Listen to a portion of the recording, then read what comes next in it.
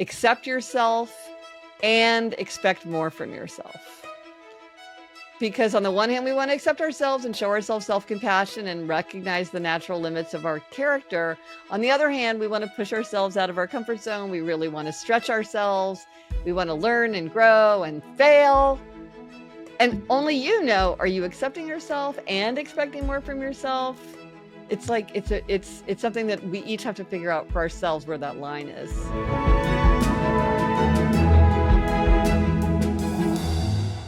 Family, I'm thrilled to welcome Gretchen Rubin to our conversation today. Gretchen is a New York Times bestselling author who's made it her mission to help us create happier, healthier, and more meaningful lives. One of the things I love most about Gretchen is that she breaks complex ideas about happiness down into practical wisdom we can all use. She went from clerking for Supreme Court Justice Sandra Day O'Connor to becoming an influential voice on happiness and human nature. Welcome, Gretchen Rubin. Hey, Gretchen. Hey, I'm so happy to be talking to you today. Oh my goodness. I am so thrilled to have you here. You know, there's so much that you're going to be sharing that's really pertinent to where we are in life right now. And I think because our life journeys aren't always straight lines, it'll be nice for you to just share with us about the curves that you had to take to arrive to this place. You know, a lot of our happiness factors, I think when we sit in front of professionals, they usually take us back to our childhood and bring us forward. Is that relevant to how you got to where you are as well? Absolutely. Well, you're right. When people are studying happiness, one thing is that researchers tend to think that about 50% of happiness is genetically determined. You know, some people are born Tigers and some people are born Eeyores. Then about 10 to 20% is life circumstances. That's things like income, education, occupation, marital status, health. And then all the rest is the consequence of our conscious thoughts and actions. And that's what I look at as a kind of a happiness student. And growing up, I had like an extremely, I won the lottery when it came to family. I have two great parents who were very calm and reliable and loving. I have a sister that I'm really close to. She's 5 years younger than I am, but still we're very, very close. I grew up in Kansas City, Missouri with like a dog and, just kind of a standard. Rockwell. Yeah, it really was very much that. And so I feel very, very fortunate that I had that really good basis in, of course, there were things along the way, but those basics were in place in a way that, it's just, a lot of people just aren't that fortunate. So I never take that for granted. But a key thing you're saying here to me, at least this is what I'm hearing, is that you had a picture for what happiness looked like.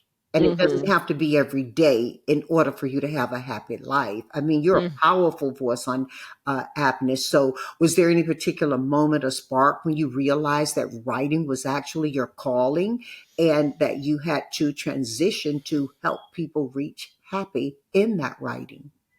Well, that was actually a two-stage process for me. So first I became a writer and then I turned to the subject of happiness. So as you mentioned, I started out my career in law and I was clerking for Supreme Court Justice Sandra Day O'Connor. When I went for a walk on my lunch hour and just kind of walked around, and I have this sort of habit where I will ask myself rhetorical questions and then just think about the answer. This is something that I just do.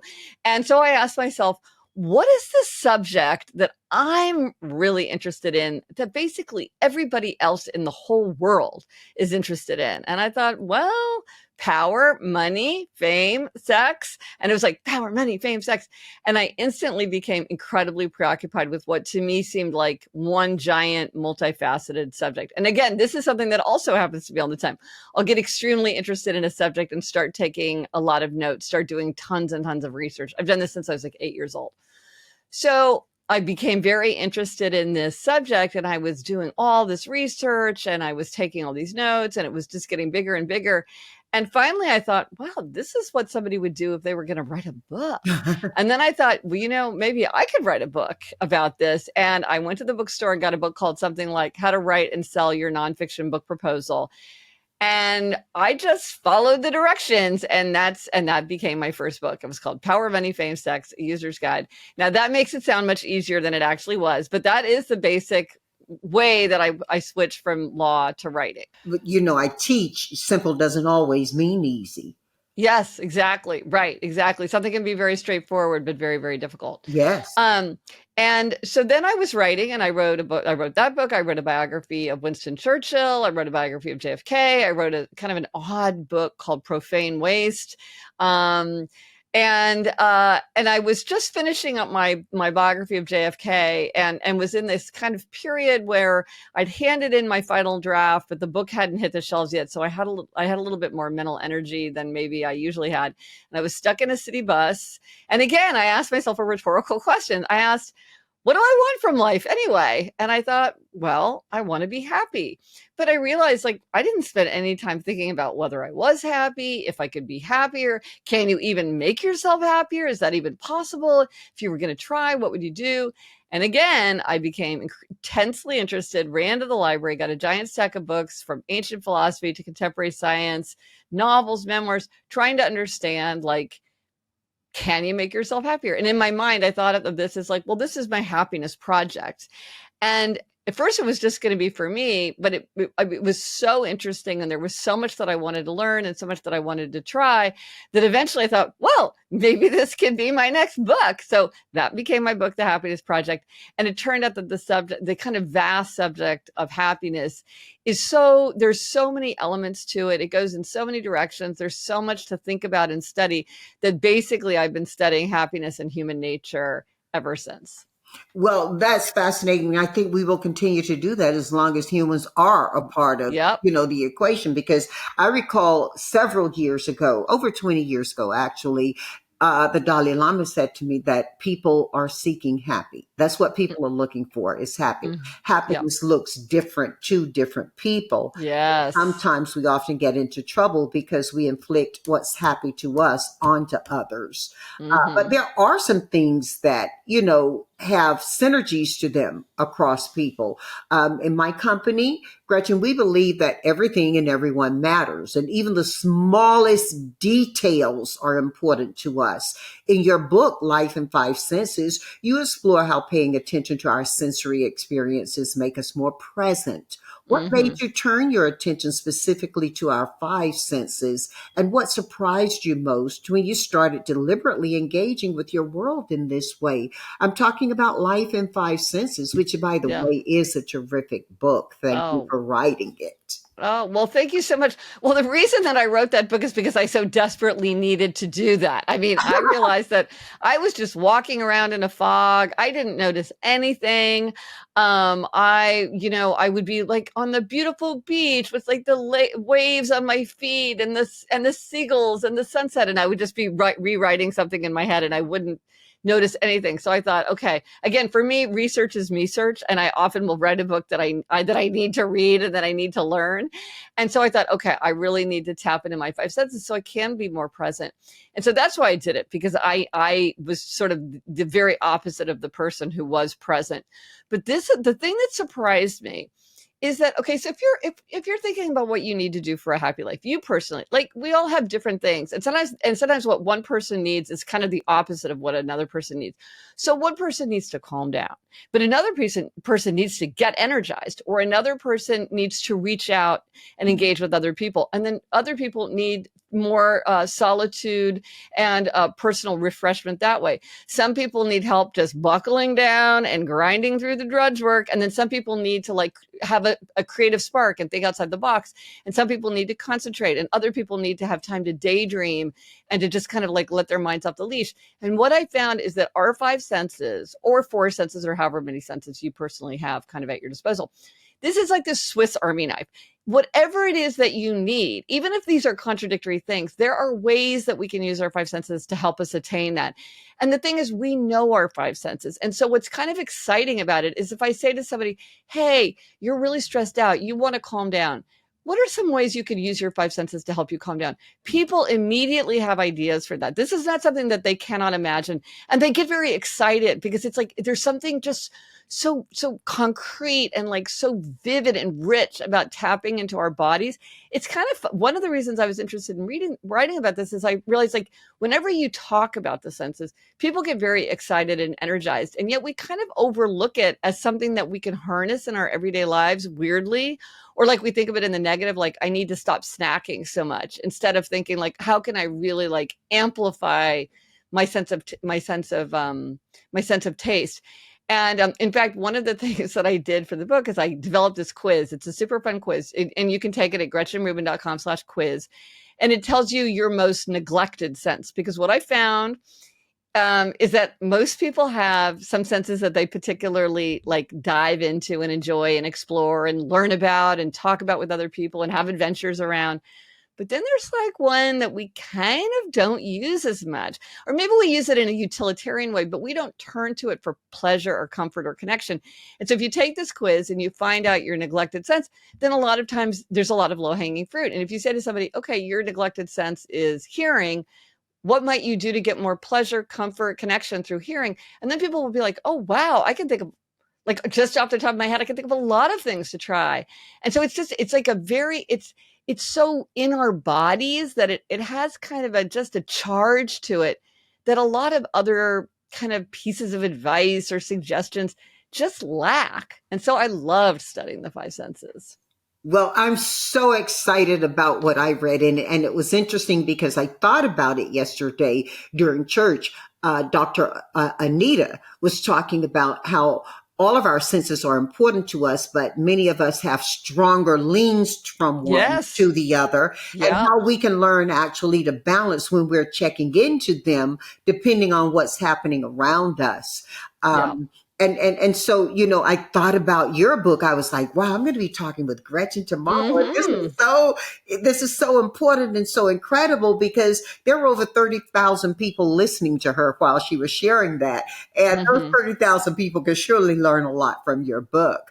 But, I talked about how uh, approaching life as an adult really begins as a child. We shared that earlier. My mom taught us that one of the greatest riches of life comes from appreciating what's right in front of us. And, I was one of 11 kids, one mom, Wow. one dad. Wow. And you say, wow, I assume believing that that must have been a busy and a bundled household. Yes. The truth is, when our oldest sister left for university, the house felt quite empty.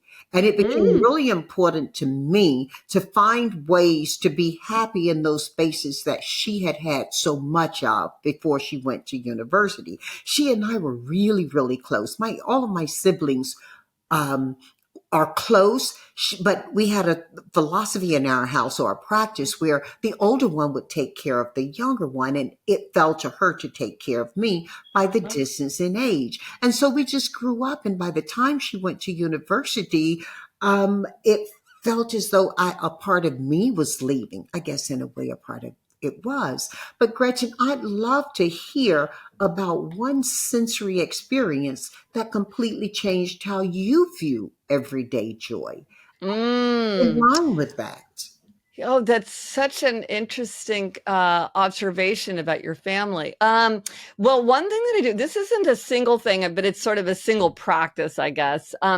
One of the things that I decided to do for Life in Five Senses is I wanted to repeat something because, the research shows that novelty makes us happier, and people who try new things and go to new places and meet new people, or even do something like go to like a new diner, tend to be happier, which is true. And I believe that.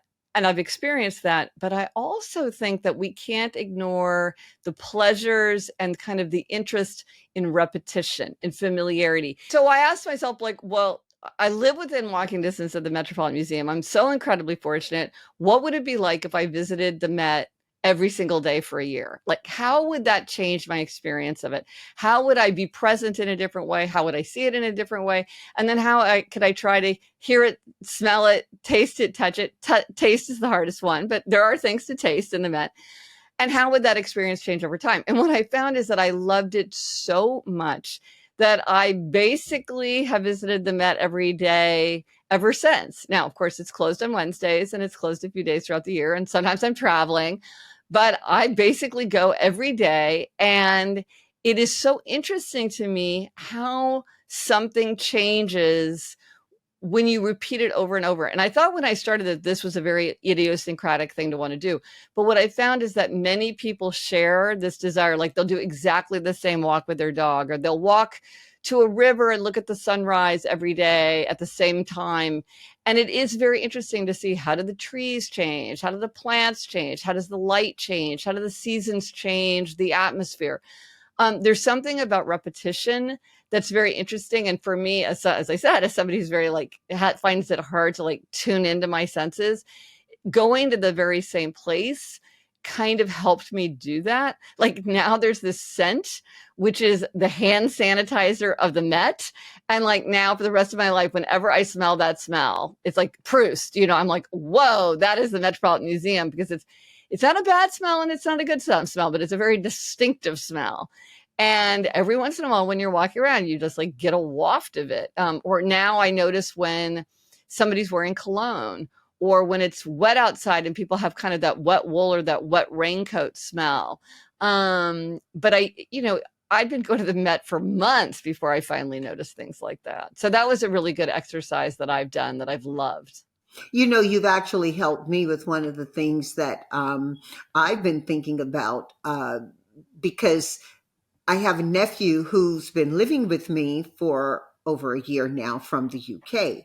And whenever we're leaving the city that I live in, he always takes the same path out. And I Mm, mentioned to him the house that I have in California. I said, well, the fires are here. If we need to get out, it's really a quicker and likely a safer route for you to just go over and take Crenshaw exit off of Crest, and you'll be in a wider pathway, and you'll get out of the city, which is very treed, a lot hmm. quicker. Yeah. But every time he leaves the city, he takes that scenic route, which most people and many residents enjoy. And it kind of tagged in for me as you were talking about the comfort or the joy or the whatever positive experience one gets, not only by going to the same place every day, like the Met, but perchance taking the same path every day. Yes. That But feeling and that warmth in that. And so but I'm but going and to it stop bugging him because I'm like, can we just go down right, Crenshaw right. quicker? But it is interesting. Like one of the things that's very funny is do the same route backwards. Uh-huh. Like I was saying, somebody was saying how they tried to go backwards through the grocery store. Like it is bananas how different something will look Yeah. when, if you usually do it one direction, you do it counterclockwise. And it is a very different experience. And so it might be that your nephew does need a little encouragement to say something like, I know you love this route, but like it might be interesting for you just to see what something else looks like. And this is a problem for people like me who are very drawn to familiarity, is it is very easy for us to get stuck in ruts because we feel the pleasure of repetition. So it's a tension, because there is pleasure in novelty and kind of the challenge that often comes with novelty. Like I have to figure out how to navigate a different exit because I'm doing it a different Right. way. And sometimes you just want to keep it easy by doing the same thing over and over. And so there is this tension between the advantages of novelty and challenge, and then the advantages and the appeal of familiarity and mastery. And so I think that's a perfect example where there's sort of a joyful aspect to it, but then also maybe there's sort of a disadvantage of it too. Like we have to balance those. Yeah, we do. And you're talking about the joy of familiarity. Many people are feeling really disconnected these days, and it may be from themselves or from others. But what's one simple sensory practice they could try today that may help them feel more present and connected? Mm.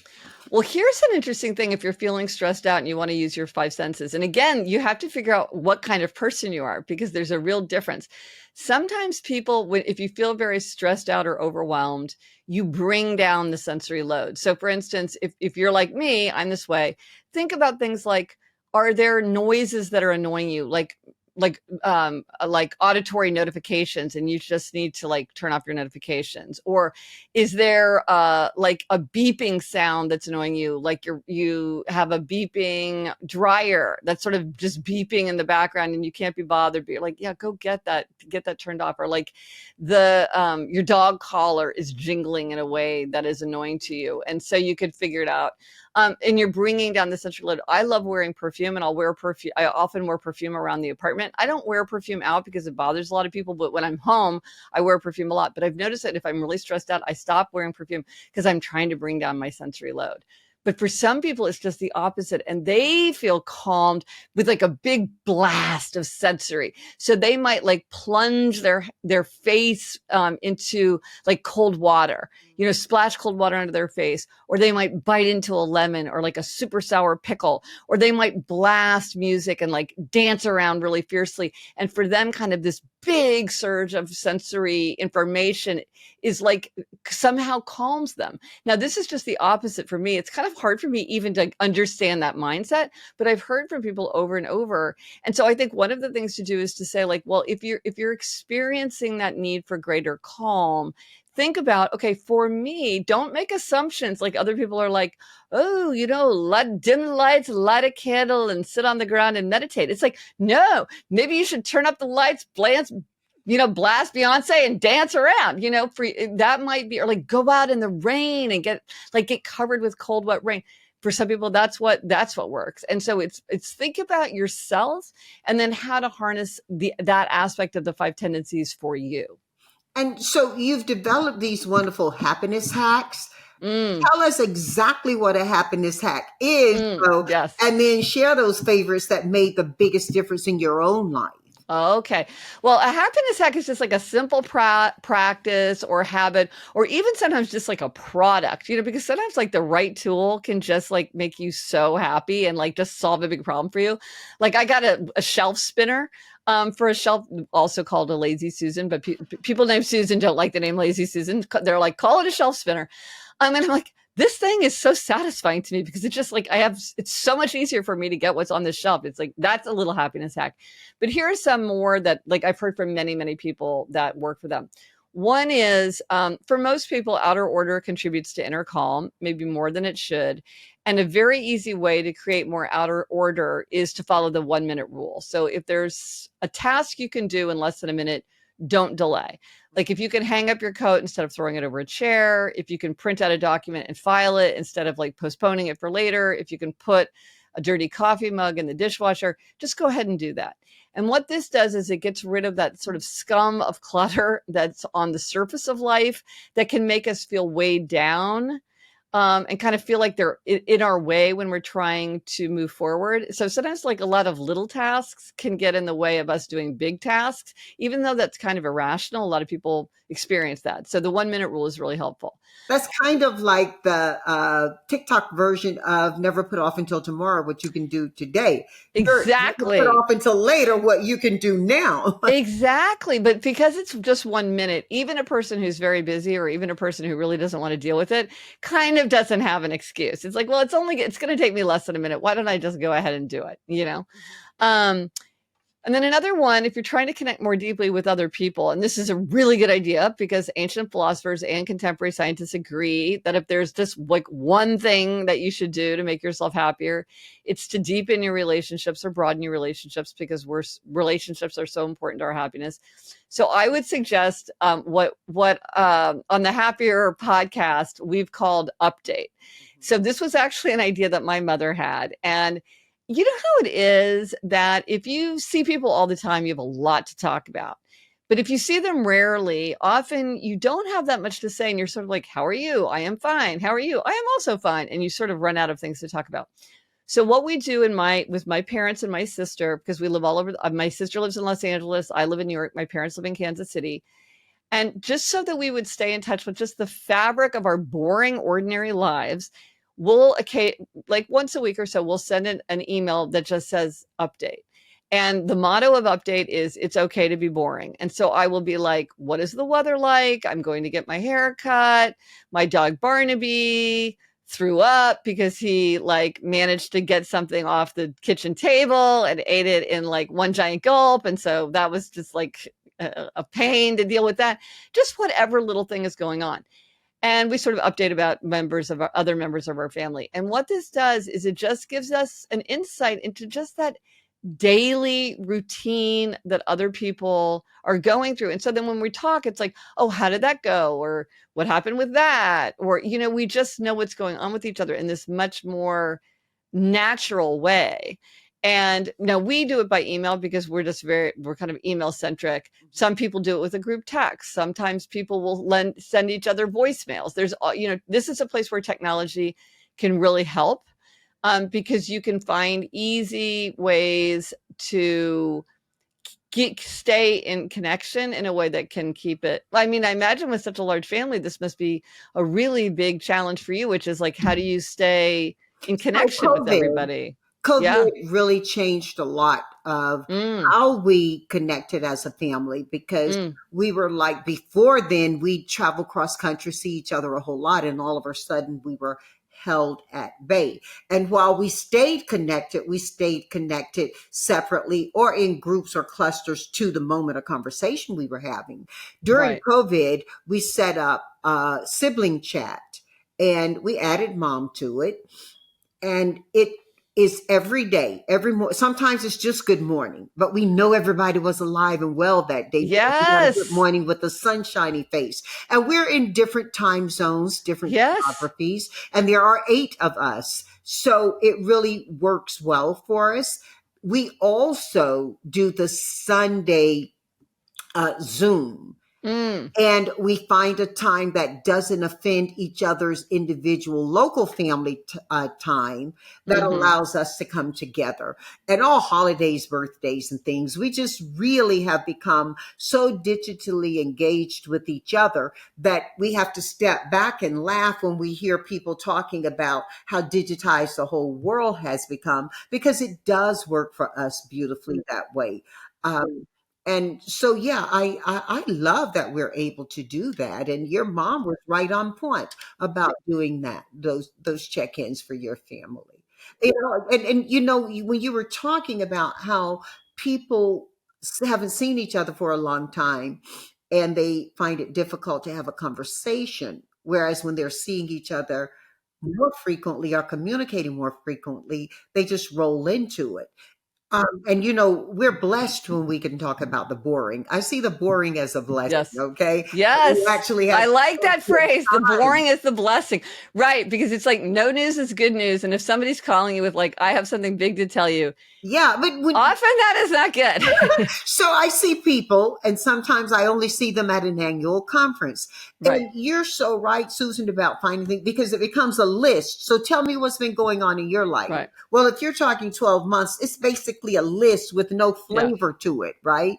If you're talking to somebody regularly, like you and your family, like my family and I do, it is a conversation. So I'm just so thrilling about the things you're sharing and that you're teaching. And even if I don't realize how it's working in my life when we're doing it or not working, when I tune into what you write about, it does help me to have some framework for that and to tweak in positive ways. You've got a new book, and it's called Secrets of Adulthood. Yes. What secrets are you sharing in a world where everything is on display and digitized, as we just talked about? That's right. Now, somebody said, yeah, there's no underground anymore. It's all out there. So what this is, you know, with time and experience, we learn lessons, you know, usually the hard way. And I wanted to make a list of kind of the secrets of adulthood that I learned to give to my 2 daughters.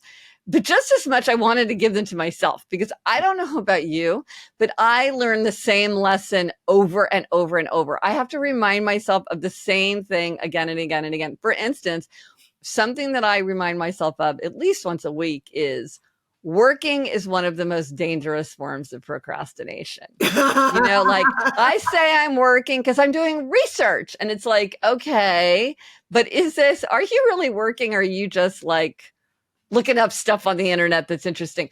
there's value to that, but that is not like you're not on task, or you can get into things where I have a friend who said she knows she's procrastinating when she starts messing with like the font of her draft or like the margins. It's like, okay, changing your font is not writing, like it feels like it's not the same thing as like, oh, I'm watching a Netflix show, but it's not working. And so I wanted to have like a collection of these.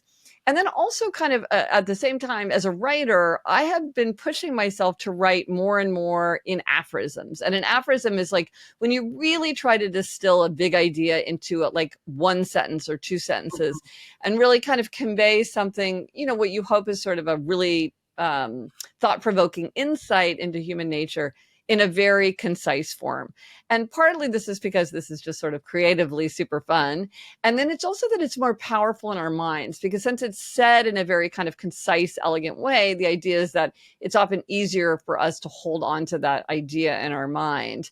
Like you said, don't put off till tomorrow what you can do today. Ben Franklin is credited with saying it or Oh, adding maybe it to our national conversation. Okay, maybe as Poor Richard and Poor Richard's Almanac. I know sometimes I forget like what is Ben Franklin and what's just like world wisdom. But yes, that does sound like a very Benjamin Franklin thing to say. I love Benjamin Franklin.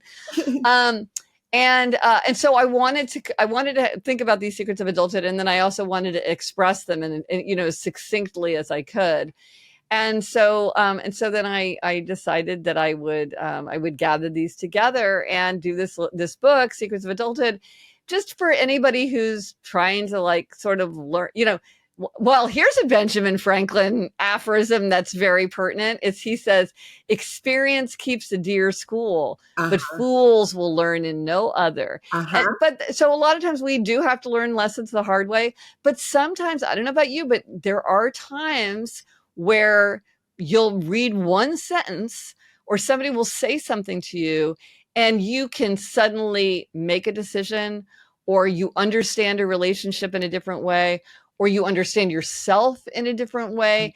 It's like, they say, here's a proverb.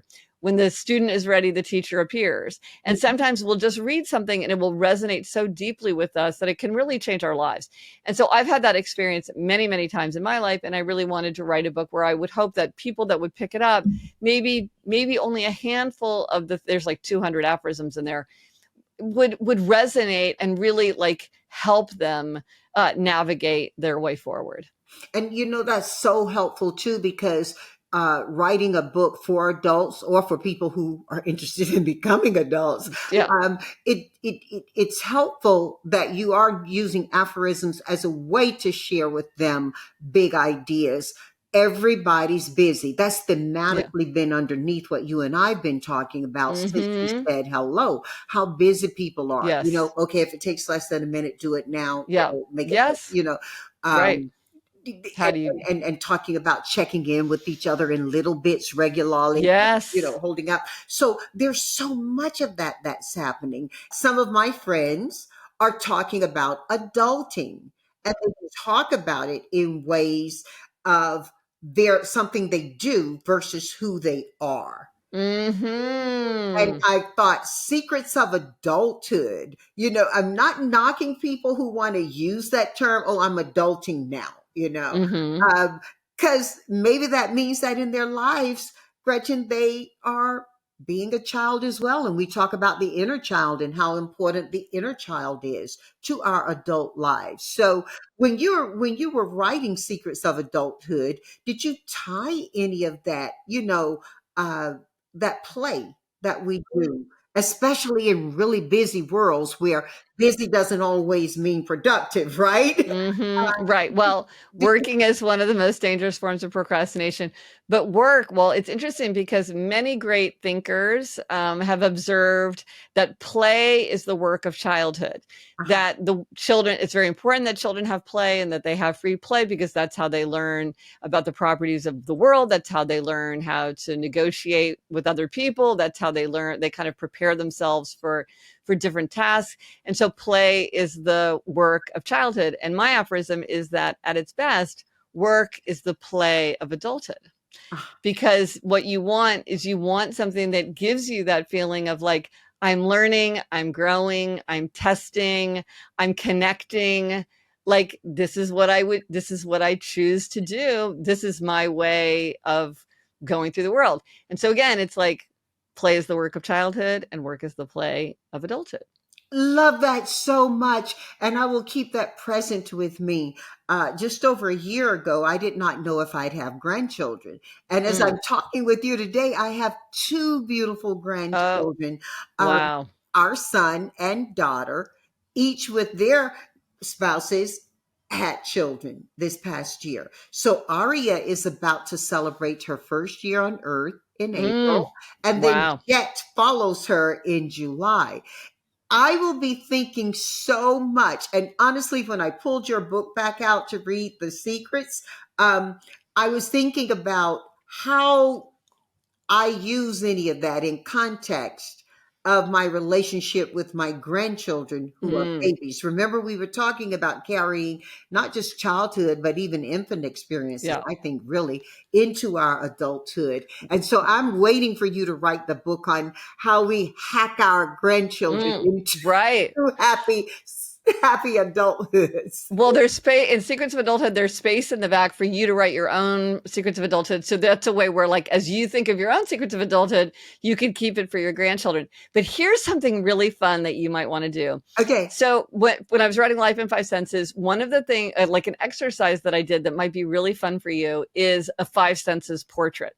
Mhm. And this is when you take I did a person, I did my husband, but ever since, like, since I first started talking about this idea, many people have said they've done it for a place, like they're like the place where they go every summer, or an experience like a camping trip. And you write down seeing, hearing, smelling, tasting, touching. And then you write down like place for five different memories. And I actually made a little book of this. Like if you go to my website, like I have a little book that's a five senses journal, but you could just do it in any kind of notebook or piece of paper. And you write down five memories or five notable memories of that person or that experience.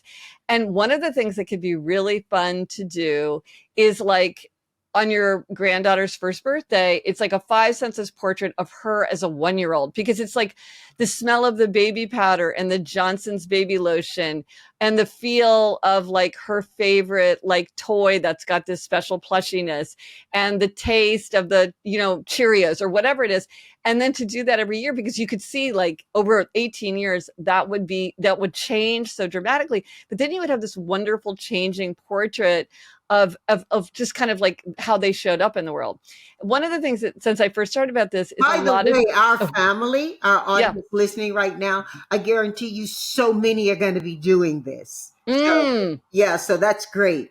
But another way people use this, which I did not foresee, but I think is very beautiful, is they will do it for someone who has died. Mm. Because very often there's a feeling of like, I don't want this person to slip away. I don't want to forget the little things about this person that really made them like just kind of concrete in my mind. Or they're thinking, how does like a grandchild who will maybe never meet a beloved grandparent, how can I convey what that person's like sort of essence was like? And so like with my grandfather was an engineer on the Union Pacific Railroad, and he would use lava soap, which is a soap that has kind of a Hmm. grit in it to help get the Hmm. oil off your Hmm. hands. And oh my gosh, like 2 years ago, I saw some lava soap in a drugstore. And I was like, I have to have that. I have to hold lava soap in my hand. He's been gone for so long, but that lava soap brought him back for me. But I don't even need to hold the lava soap. If I just think of the lava soap, if I even just write that down in my portrait of him, it brings him back. So this is a very fun way to kind of hold on to a time or the essence of a person, or like mark an occasion, like someone's graduating.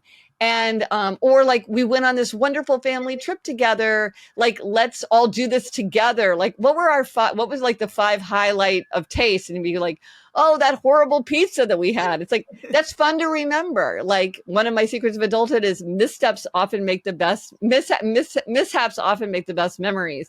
Sometimes it's the terrible pizza that's the funnier memory than like all the great meals that you had as a family. So that can be a fun way to connect with other people and to hang on to memories. You know, you just gave me a memory when you talked about mishaps make some of the fondest memories, because the day my husband and I got married was a beautiful sunshiny day, glorious to us both. And then that evening we had a horrific storm, and I Mm. was having some computer equipment installed. Back then, you actually had big computer rooms. And Mm-hmm. the guys who were working there were noticed leaks. And so Mm. we spent our wedding night Oh, covering computer equipment oh my with all the gosh. plastic we could find. And for Uh-huh. years we talked about that. We talked about that as we traveled Rome, as we walked the streets of Egypt, as Yeah. we enjoyed Greek. We talked about that in so many beautiful and Yes. iconic places in the world. We Yes. talked about our wedding night covering computer equipment with plastic. And, you know, you're making me think, Gretchen, how adulting is really busy work. And a lot of us, even later in our adult lives, are still figuring out what being grown up really means beyond just handling responsibilities. I'm so grateful to you for helping us to organize those thoughts, even as we enjoy the disarray of how they occur for us. um, I mentioned my husband, Bernie.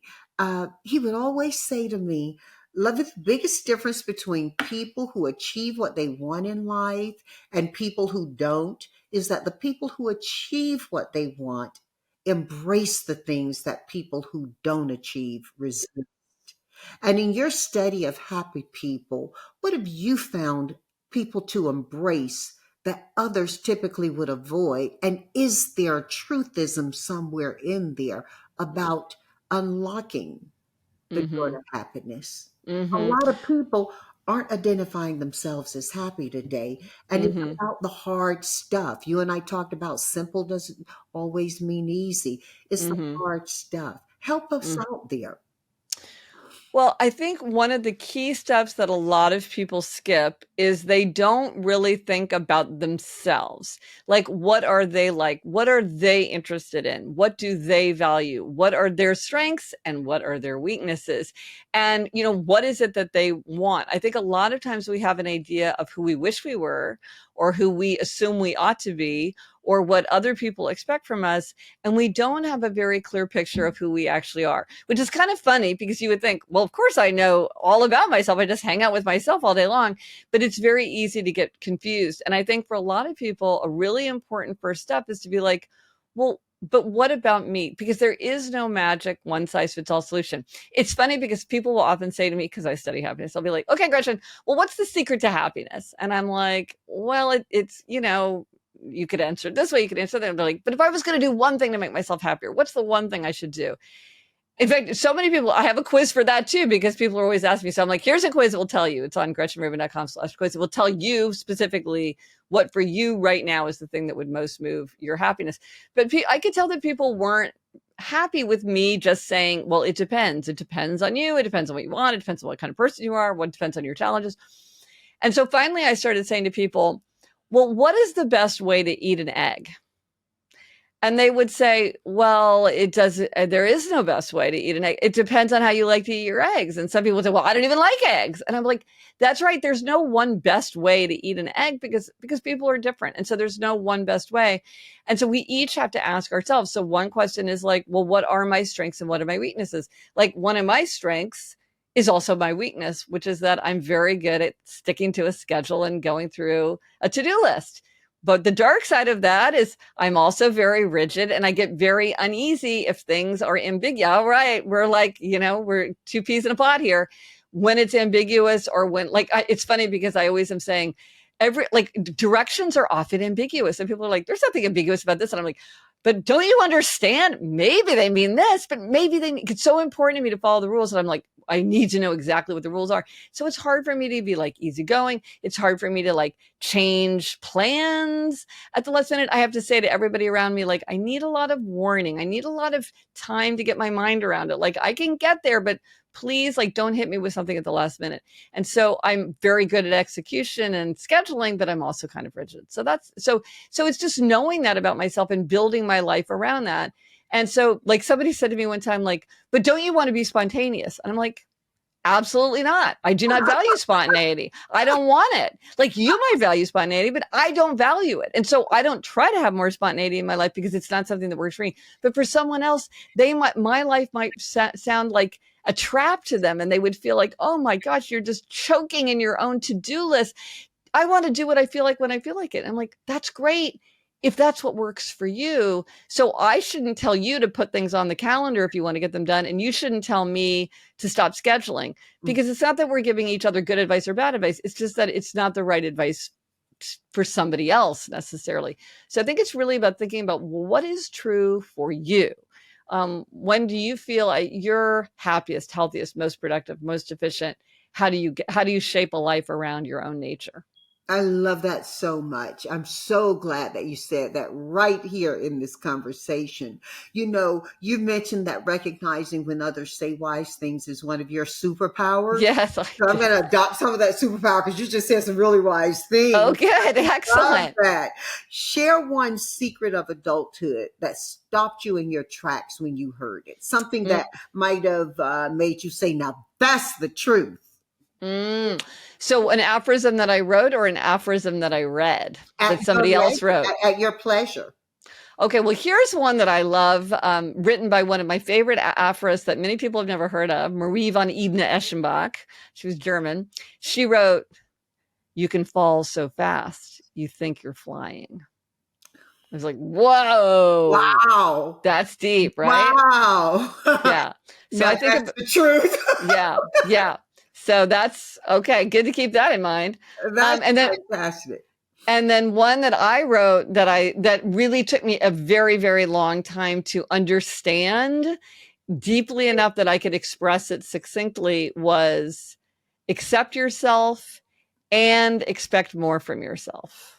I love Because on the one hand, we want to accept ourselves and show ourselves self-compassion and recognize the natural limits of our character.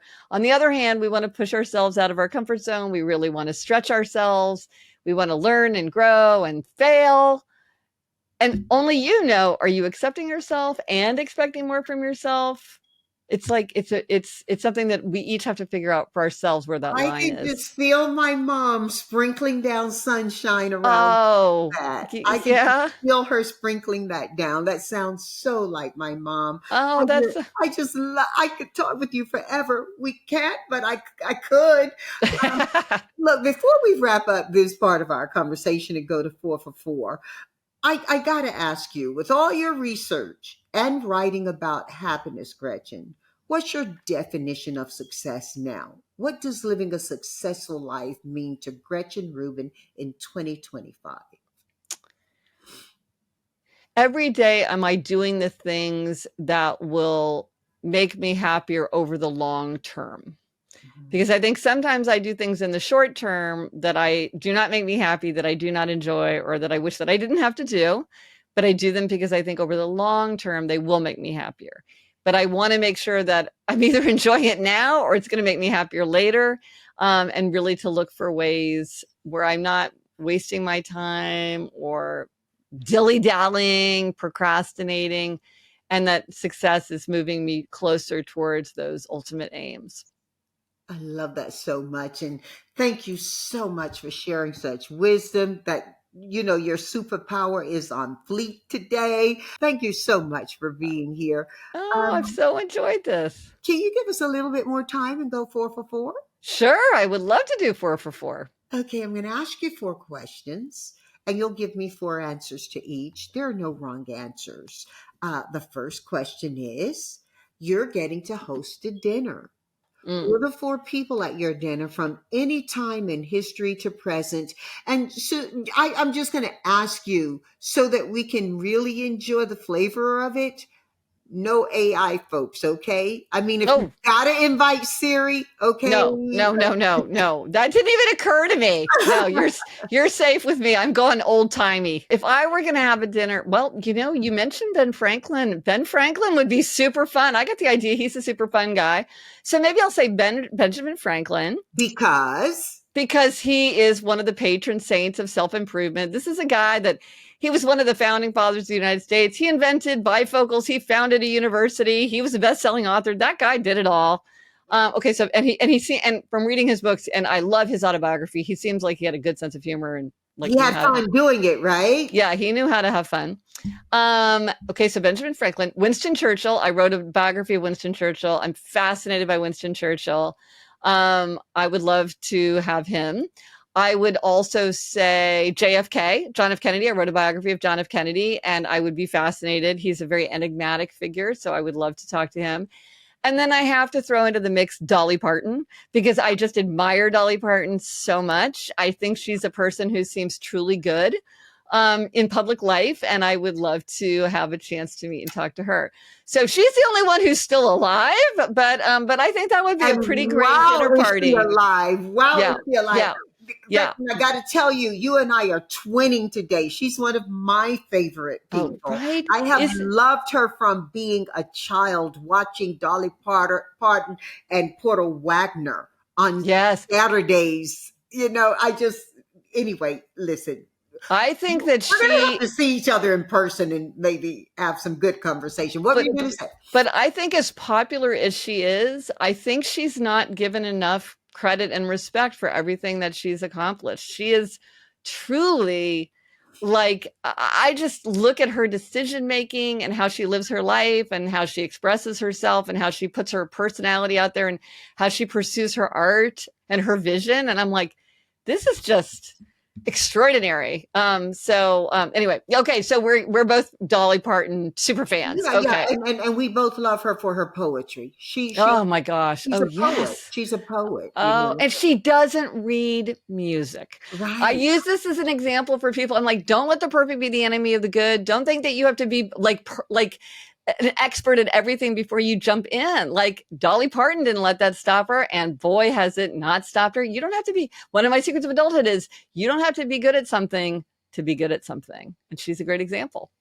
I love that. See, you get to run these aphorisms. I love it. I love it. You're just dropping the gems. I'm just trying. It's an occupational hazard. Yes, I do. I will throw them in left and right. Okay, let's go 2 for 4. What 4 pieces of music are you listening to and why? Okay, I have a confession to make. I am not a music person. And this is one of the things that I learned. Learning from you. Go, girl. I realize there's kind of song people and music people, and I will love a song. Like I love Jolene, but I don't sit down and listen to a whole Dolly Parton album. Like I just like songs, and I just don't listen to music that much. I feel like I wish that I did. And I thought with Life in 5 Senses, maybe I would tap more into my love of music, but I really walking around, a lot of people will listen to music, and I'm like, I always listen to a podcast. I just am not a music person. So that's one of the 4 for 4 that I can't really answer because I don't really listen to music very much. You did though. And your answer is, I'm not listening to music. Right. Well, that's true. You're living your life with so much rhythm and completeness, and the discipline has chords to it that maybe you're doing it instead of just listening to it. I don't know if I'm just trying to give you some place in music, and you don't need that place in music, but I get a rhythm from you, and good. It's quite good. Yeah. I respect it and I like it, but I don't have like a list of 4 artists that I'm listening to. That's not my jam. Yeah, I'm good. Okay, that's not your jam. That's funny too. Okay, what 4 books do you recommend to our family and why? Oh, so I love to read. This is your space. I've got now you're on my ground. Okay, so here are books that I love to read and that I recommend all the time. Okay, so one book is called The English Understand Wool by Helen DeWitt. It's very short. It's only 70 pages long. It's a little book, but it is you will come out of it feeling like you read a whole novel. It's got twists, it's got turns, it's like a psychological thriller. It's a complete experience. So The English Understand Wool. Then Piranesi by Susanna Clark. It's also very short. It's a book that when you start it, you feel very disoriented. You're like, what the heck is going on? Stay with it. I always say to people, you got to stay with it because it gets amazing. Also, it also has some amazing twists. and like kind of secrets revealed in a very exciting way. It is a fantasy, and not everybody loves fantasy, but if you do like fantasy, or you even occasionally read fantasy, I would read that. I love it. If you like literary fiction, I think one of the greatest novels in English by an American writer is Gilead by Marilyn Robinson. It's a story about Reverend Ames, from Ames, Iowa, and it is being in the mind of a truly good person. It's a very pure book, and so if your nerves are jangled, or you're like in despair about human nature, this is a very beautiful, beautiful, restrained, elegant, thought-provoking, beautiful book. And then the final one, we're about to get a dog, a new dog. We have a dog, and we're going to get another dog, and we're getting a puppy, and we're bracing ourselves for all that. So I would. There's a fascinating book if you like dogs called Inside of a Dog by Alexandra Horowitz, and it's a fascinating look about how do dogs see the world, like what's going on with a dog. And I read it years ago, but I'm thinking I gotta get that book out again because I want to understand like the puppy mentality better. But it's just a fascinating look at the life of a dog. Oh my! And you're looking at it for the puppy, and Yeah. I will go get it and read it for the older dog, because my Right. grand puppy is getting up there in age, and I Mm-hmm. really have often said, I wonder what she's thinking about. I wonder how she's Mm-hmm. feeling now that Jet's here, the new baby is here. She Yeah. forever considered herself a puppy. So Yeah. thank you. You've given Yeah. me another Oh, great good. offering. We're going 4 for 4. What are the 4 pieces of advice you offer the family listening right now? And Gretchen, if it was gifted you by someone else, please pay homage to the author. Well, one of them comes from my father. Mhm. And my father would always tell my sister and me, enjoy the process, meaning don't get so focused on outcomes, really try to enjoy the process. And I found with age and experience that this is really good advice, because if you're always focused on an outcome, if you don't get the outcome you want, then you're bitterly disappointed and you feel like you've kind of wasted your time. But if you enjoy the process, then you're like, well, maybe I didn't get the outcome I wanted, but I enjoyed it along the way. Like I mentioned that I wrote a biography of JFK. Yes. That book was a big flop. In publishing, they tell you that book didn't find its audience. That's what they tell you if nobody buys your book. But I loved writing that book. I loved writing that book. I have so many happy memories of sort of that creative process and that research that I don't regret it at all. I enjoyed the process so much that the outcome mattered so much less to me. Of course, I was disappointed, but I certainly didn't feel like it was a waste of my time, or I wish that I hadn't done it because I enjoyed it so much. In So the that big was, efforts, that's great advice. It's incredible advice for the everyday, especially for people like you and me, who, because we are disciplined and we do like to achieve things in a row sometimes, or in a circle, but you can get busy checking things off instead of checking things out. So I yes. love that advice. Yeah. Well, here's another one, maybe like along those lines, is if you're very focused on your to-do list, or if you're feeling overwhelmed by your to-do list, think about your to-do list. So Ah, think about what you've done. So if you're like, oh my gosh, it's we're already well into the year and I haven't done this, that, this, and that. Think to yourself, well, what have I done? Because often we've done more than we think. We tend to be very future focused and kind of like what is still to be done. We don't give ourselves credit for what we've already accomplished.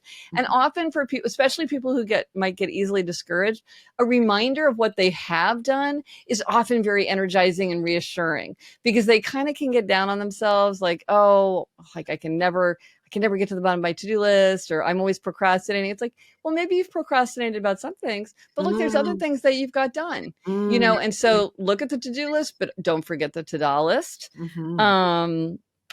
My sister had really good advice. This is kind of more like workplace advice, perhaps, or it's an observation that I often will invoke her for. She is a Hollywood TV writer and producer, so she's in a very cutthroat profession. And she said to me, but this is true in the workplace, it's true generally. She said to me, no one has an opinion until someone else has an opinion. Meaning that sometimes, like you just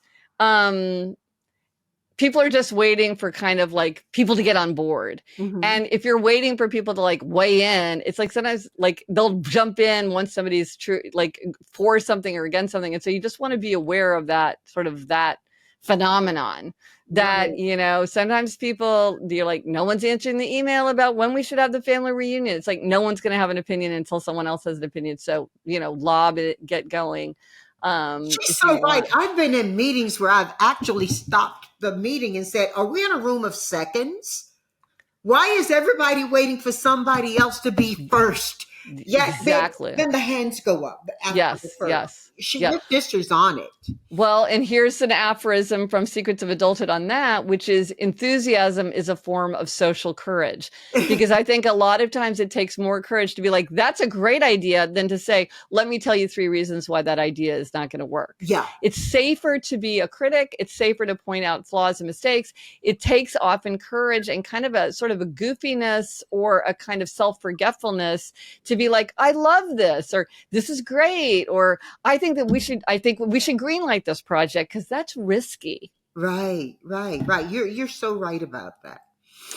And then the final thing I would say, and this is something that works very well for me, is that if you're a person who finds it hard to go to bed on time, Uh-oh. which is a very common thing, try getting ready for bed well before you plan to turn off the light. So you wash your face, you brush your teeth, you change your clothes, you do whatever it is that you need to do so that, if you're watching TV or you're reading a book or you're chatting or you're doing a Zoom call with your family or whatever, you're basically ready for bed so that the minute that you get that feeling of tiredness, you're like, okay, I can just put my head on the pillow and turn out the light. Because what I was finding was that I would be so tired that I couldn't face the work of getting ready for bed. So I would just stay up later, which is clearly the most irrational thing to do. And so now I've moved that getting to bed. Like a lot of people who have kids will say, I'll get ready for bed myself when my kids are getting ready for bed. Like everybody's brushing their teeth. You're modeling a behavior, but then you're also getting that work done. Plus, if you are a person who indulges in night snacking, this is an extremely common habit that people want to break. If you've brushed your teeth and washed your face and you're all changed, it kind of signals to your brain like we're done with the day part, and now we're moving towards bed. We're in the nighttime part. We're not in the eating zone. We're not in the kitchen, like opening up the fridge. Like that part of the day is over, and now we're in the next chapter of time.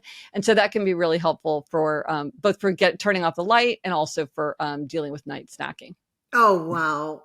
Gretchen, the next chapter of time. I am so ready for it based on all the gems you've dropped today.